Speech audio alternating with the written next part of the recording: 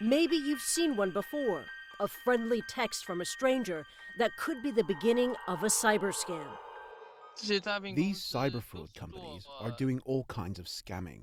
The first company I went to was looking for Chinese people. They were tricking them to invest. Lu Xiangre worked as a cyber scammer in Cambodia against his will. He was lured to Sihanoukville with the promise of a management job, only to be held captive, forced to work as a cyber criminal.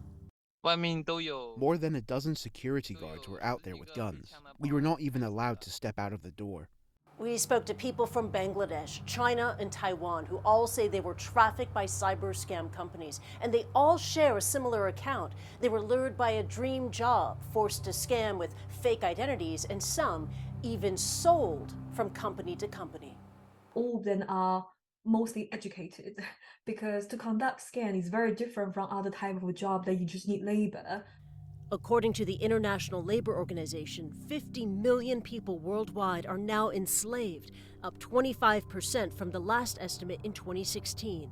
Experts say cyber scam traffickers have exploited unemployment from the COVID-19 pandemic to lure tens of thousands of people. Taking advantage of joblessness was one thing, but also taking advantage of the fact that people really wanted to travel. So the idea that you could travel somewhere for a job project was something that was quite exciting for many. China, Indonesia, Pakistan, Thailand, and Vietnam have all issued warnings about high-salary job offers from Cambodia. Hong Kong authorities are warning travelers at the airport of scams and have set up a dedicated task force for victims. But many victims are too afraid to ask for help.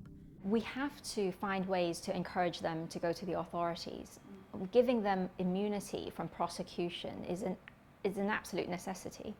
Cambodia has acknowledged that foreign nationals have been trafficked by cyber scammers and carried out high-profile raids. But activists say many large-scale operations are still running. It is still ongoing. I mean, there are raids, like maybe one or two, just kind of a showcasing to the international community, but it was nothing compared with the whole scale. Lu managed to escape when he contacted local officials. He became a volunteer rescuer, determined to help others avoid his fate. And what is your message to people who think, this would never happen to me? You can earn $20,000 US for one person you scam. Many would be willing to do it, even if it means selling their relatives and friends. Lu is one of the lucky ones. Activists say thousands of others remain captive, trapped by a dream job that turned into a nightmare. Christy Lu Stout, CNN, Hong Kong.